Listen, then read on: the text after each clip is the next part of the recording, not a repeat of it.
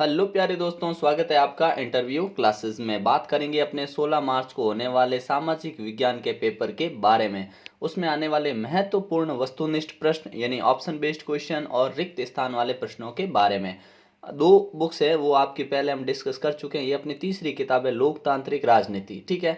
ऐसे करके आपके सभी किताबों को जो चारों हैं, चारों 20-20 नंबर के, उन सभी के हर टाइप के क्वेश्चन आपके यहाँ अपलोड किए जा रहे हैं। इसके बाद में आपको जो वन लाइनर, 1 मार्क्स, 2 मार्क्स और 4 मार्क्स वाले क्वेश्चन है वो भी यहाँ पे मिल जाएंगे। मैप वगैरह सब कुछ मिलेगा। तो चैनल पे नए हो तो सब्सक्राइब जरूर कर लीजिएगा, क्योंकि आपको ऐसे ही क्वेश्चन अपने एग्जाम में देखने को मिलेंगे, ठीक है ना। चलिए स्टार्ट करते हैं। पहला जो अपने लोकतांत्रिक राजनीति में पार्ट है अपना, सत्ता की साझेदारी, ठीक है। इसके मल्टीपल चॉइस क्वेश्चन करते हैं। देखिए पहला है, बेल्जियम कौन से महाद्वीप का देश है? बेल्जियम में कौन से महाद्वीप में आता है? तो हम कहेंगे एशिया, यूरोप, अफ्रीका या ऑस्ट्रेलिया। तो ध्यान रखिएगा ये यूरोप महाद्वीप में है, ठीक है ना। श्रीलंका में सामाजिक समूह सिंहलियों की कुल आबादी का कितना प्रतिशत है? तो ध्यान रखिए ये सिंहलियां कहाँ से संबंधित है? श्रीलंका से, ठीक है।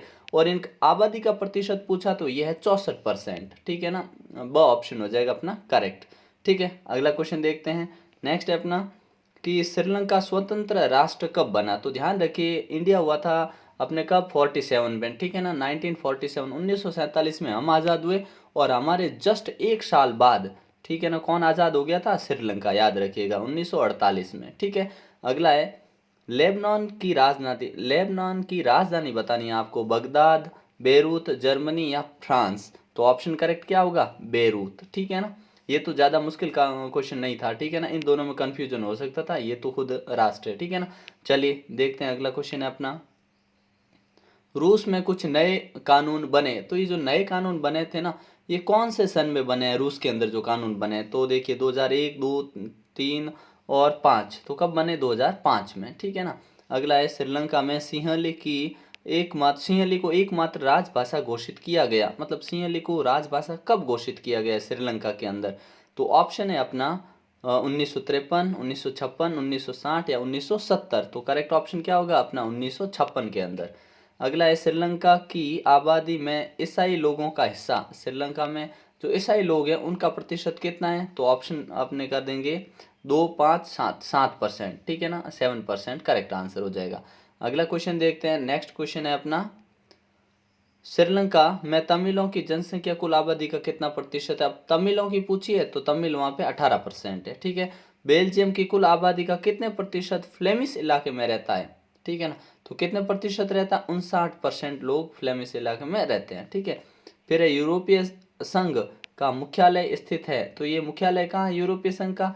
तो याद रखना ब्रुसेल्स में, ठीक है ना। ऑप्शन ब करेक्ट हो जाएगा, ब्रुसेल्स, ठीक है। अगला रिक्त स्थान देखते हैं। अल्प संख्यक फ्रेंच भाषी लोग तुलनात्मक रूप से ज्यादा समृद्ध और होते थे। क्या होते थे? ताकतवर, ठीक है ना। तो ये क्वेश्चन ध्यान रखिएगा। अब इसके नेक्स्ट चैप्टर पे चलते हैं।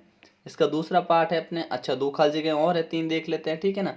क्या बोला? श्रीलंका एक है, कैसा देखें देश है? अपने द्वीपीय देश है, ठीक है ना, पानी से घिरा हुआ देश है।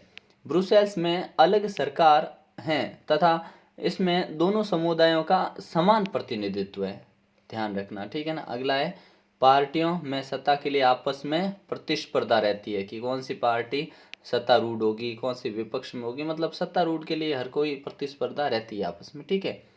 अगला देखते हैं। नेक्स्ट चैप्टर है अपना संघवाद। चैप्टर नंबर 2 है संघवाद, ठीक है। पहला क्वेश्चन है, भारत में कितनी भाषाओं को अनुसूचित भाषा का दर्जा मिला हुआ है? तो ऑप्शन बिना देखे ही कर दो आप, ऑप्शन द, ठीक है ना। 22 भाषाओं को दर्जा मिला हुआ है, अनुसूचित भाषा का दर्जा, ठीक है। अगला है, भारत में विकेंद्रीकरण की दशा में महत्वपूर्ण कदम उठाया गया। कब उठाया गया विकेंद्रीकरण के लिए कदम? कब उठाया? तो 1992। ऑप्शन बी करेक्ट कर देंगे। अगला क्वेश्चन देखते हैं, विदेशी मामले ने किस सूची में से संबंधित विषय है? मतलब विदेशी मामले अपने कौन सी सूची में शामिल करते हैं इन तीनों में से? तो विदेशी मामले जितने भी है ना हम संघ सूची में शामिल करते हैं, ठीक है ना। सेंट्रल गवर्नमेंट होती है वो सारे इस पे कानून बनाती है, ठीक है।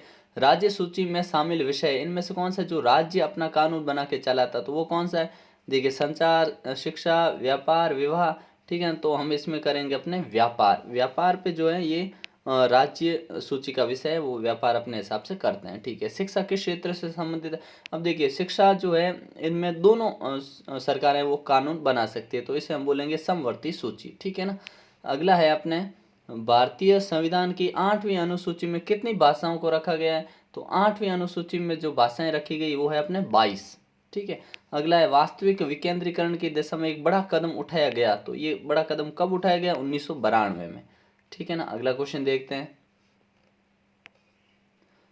निम्न में से कौन सी भाषा को संवैधानिक मान्यता नहीं मिली है? इनमें से कौन सी है जो संवैधानिक भाषा नहीं है? तो देखो राजस्थानी नहीं है, इसके लिए संघर्ष चल रहा है अभी। ठीक है ना। तो राजस्थानी एक संवैधानिक भाषा नहीं है। फिर है पंचायती राज व्यवस्था में महिलाओं के लिए आरक्षण का प्रावधान है, तो महिलाओं के लिए कितना आरक्षण प्रावधान है? तो 1/3, 1/3 भाग है वो प्रावधान किया गया है। ठीक है ना। अगला देखते हैं, रिक्त स्थानों की पूर्ति में सन डैश में भारत ने लोकतंत्र की राह पर अपनी जीवन यात्रा शुरू की। कब की? 1947 में भाई शुरू की थी भारत ने, 1947 में जब आज़ाद हो गए उस समय। ठीक है। भारत में पहला परमाणु परीक्षण राजस्थान के पोखरण शहर में किया गया। ठीक है ना, पोखरण। और संघीय शासन व्यवस्था एकात्मक शासन व्यवस्था से ठीक उलट होती है। ठीक है, संघीय और एकात्मक दोनों बिल्कुल विपरीत होती है। ठीक है। अगला है नए राज्य बनाने के लिए डैश के दशक में भारत के कई पुराने राज्यों की सीमाएं बदली। कब बदली? तो ये 1950 के आसपास जब नए राज्य बन रहे थे उस समय कई राज्यों की सीमा बदली गई। राजभाषा के रूप में डैश को बढ़ावा देने के लिए भारत सरकार की नीति बनी हुई हिंदी। राजभाषा को कौन से? हिंदी को राजभाषा जो अपनी हिंदी है उसको बढ़ावा देने के लिए। अगला अपना तीसरा चैप्टर आता है जो कि है जाति धर्म और लैंगिक मसले। ठीक है, चलिए देखते हैं इसके इंपॉर्टेंट क्वेश्चंस। पहला है अपने लिए कि महिलाओं की साक्षरता की वर्तमान में प्रतिशत दर क्या है? तो हम बोलेंगे ऑप्शन ए 54% है वर्तमान में। ठीक है ना, ध्यान रखिएगा। अगला क्वेश्चन है अपना, हमारे देश में लिंगानुपात कितना है? तो लिंगानुपात है अपने देश में 919 के आसपास। ठीक है, 919। ठीक है, तो ऑप्शन बी करेक्ट हो जाएगा। थर्ड क्वेश्चन देखते हैं, 2019 में पहली बार महिला सांसदों का प्रतिशत था, तो कितना प्रतिशत था? तो 14.36% था। ठीक है ना, ऑप्शन श टिक कर देंगे। 2011 में देश की कुल आबादी में अनुसूचित जातियों का हिस्सा, कुल आबादी में अनुसूचित जातियां थी ना, उनका कुल टोटल हिस्सा कितना था? तो ये 16.6%। ठीक है ना। अगला देखते हैं, 2011 की जनगणना के अनुसार हिंदुओं की आबादी का प्रतिशत कितना था? हिंदू की आबादी पूछी 2005 में जनगणना के अनुसार, तो 79.8%, यानी 79%, 89 के अप्रोक्स। ठीक है। अगला है 2001 की जनगणना के अनुसार निम्न में से किस धार्मिक समुदाय की आबादी सर्वाधिक है? मतलब 2001 की जब जनगणना की गई तो कौन सा धार्मिक समुदाय है जो सबसे ज़्यादा था, जिसके सबसे ज़्यादा आबादी देखी गई? तो मुस्लिम समुदाय। ठीक है ना, समुदाय। अगला क्वेश्चन है अपना, भारत में महिलाओं के लिए आरक्षण की व्यवस्था है कहाँ पे? राज्यसभा में, लोकसभा में, विधानसभा या पंचायती राज संस्थाओं में? तो कहाँ पे हैं? तो ऑप्शन द करेक्ट हो जाएगा, पंचायती राज की संस्थाएं। ठीक है। अगला देखते हैं अपने रिक्त स्थान वाले क्वेश्चन।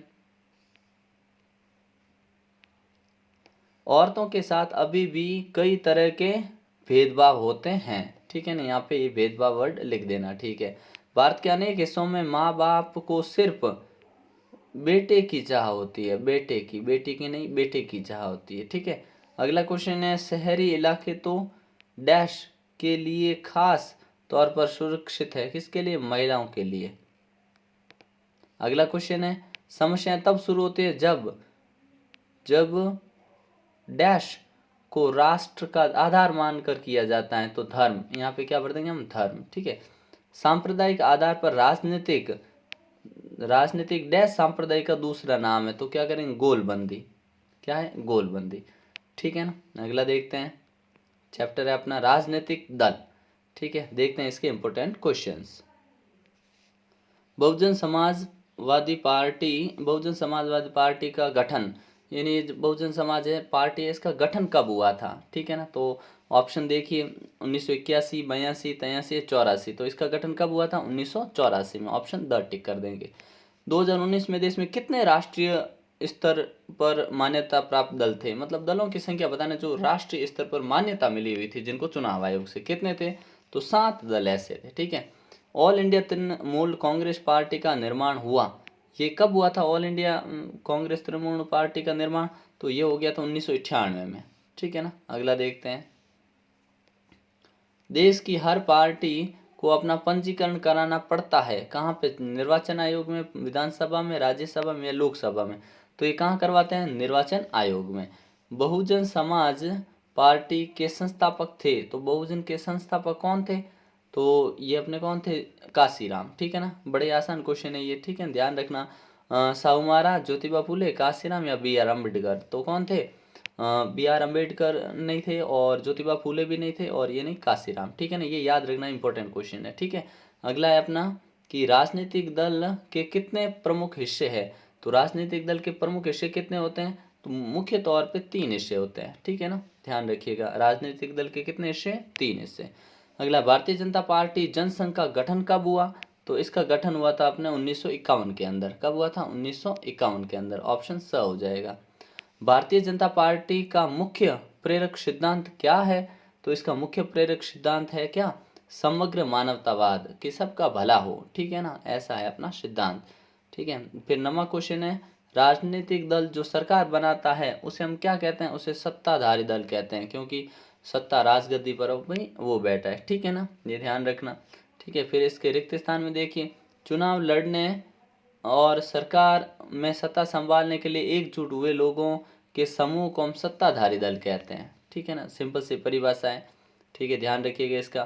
फिर अपने राजनीतिक दल 3 प्रमुख कितने हिस्से होते हैं? 3 हिस्से होते हैं राजनीतिक दल को, ठीक है ना, अभी हमने बात की उसके बारे में। सामूहिक हित का एक विवादास्पद विचार है, मतलब सामूहिक हित है, ये एक विवादास्पद विचार है, इस पे विवाद हो सकता है। पार्टियां देश के कानून निर्माण में महत्वपूर्ण भूमिका निभाती है। बड़े फैसले के मामले में निर्णय राजनेता ही लेते हैं, ठीक है ना, ये ध्यान रखिएगा। चलिए देखते हैं अपना नेक्स्ट चैप्टर, जो कि इस बुक का अपना लास्ट चैप्टर है, ठीक है, लोकतंत्र के परिणाम, ठीक है। अब परिणाम क्या है इनके, देखो, लोकतांत्रिक व्यवस्था के संदर्भ में इनमें से कौन सा विचार सही है? कौन सा विचार है वो सही है, ठीक है ना, वो ढूंढना आपने को। तो देखिए, लोगों के बीच टकराव को समाप्त कर दिया जाता है, अच्छी बात है, ये सही है, ठीक है। और लोगों के बीच की आर्थिक असमानताएं समाप्त कर दी जाती है, मतलब आर्थिक समानताएं, असमानता, लोकतांत्रिक व्यवस्था में कौन सा विचार सही है, ठीक है। और फिर बोला असमानता को समाप्त करना, हाशिए के समूह से कैसा व्यवहार हो इस बारे में सारे मतभेद मिटा देना, या राजनीतिक गैर बराबरी के विचार को समाप्त कर दिया जाना। तो कौन सा ऑप्शन करेंगे टिक? द ऑप्शन, ठीक है ना, कि राजनीतिक गैर बराबरी, ये जो लिखा हुआ है यहाँ पे, विचार को समाप्त कर देना, ठीक है ना, ये यहाँ पे थोड़ा सा इस सवाल में चेंज होना चाहिए था कि लोकतांत्रिक व्यवस्था के संदर्भ में कौन सा विचार सही नहीं है, ठीक है ना। सही है तो ये भी सही है, समाप्त करना टकराव को, आर्थिक असमानताएं समाप्त कर देना, ठीक है, हाशिए पे समूह के साथ कैसा व्यवहार इस बारे में सारे मतभेद को मिटा देना, ये सारे काम होते ही हैं उनके, ठीक है ना। चलिए देखते हैं, लोकतंत्र के मूल्यांकन के लिहाज से इनमें से कौन सा जो है अपने एक लोकतांत्रिक व्यवस्थाओं के अनुरूप नहीं है? कौन सी चीज़ें जो नहीं है अनुरूप, ठीक है ना। पहला है स्वतंत्र और निष्पक्ष चुनाव, ये तो सही बात है। व्यक्ति की गरिमा, सही बात है। बहुसंख्यकों का शासन, ये गलत है, मतलब जिसकी संख्या ज़्यादा होगी वो शासन करेंगे, ये गलत है, ठीक है ना। तो यहाँ पे ऑप्शन कर देंगे स, ठीक है। अगला देखिए, लोकतांत्रिक व्यवस्था की राजनीतिक एवं सामाजिक असमानताओं के बारे में किए गए अध्ययन बताते हैं कि, क्या बताते हैं अध्ययन? अब पढ़िएगा ध्यान से कि अध्ययन क्या बता रहे हैं, कि लोकतंत्र और विकास एक ही साथ चलते हैं, ठीक है। लोकतांत्रिक व्यवस्थाओं में असमानताएं बनी रहती हैं, ये गलत है, ठीक है। तानाशाही में असमानता नहीं होती है, ये भी गलत है, क्योंकि असमानता कैसे नहीं होती है, तानाशाही लोकतंत्र से बेहतर साबित हुई है, गलत है ये भी, ठीक है। तो सही एक चीज़ है, ठीक है ना। अच्छा, हमसे पूछा था क्या अध्ययन किए है ना, सामाजिक असमानताओं के लिए किए गए अध्ययन के बारे में, ठीक है ना। तो अपने ऑप्शन यहाँ बी दे रखा है, ठीक है ना, बी ऑप्शन, ठीक है।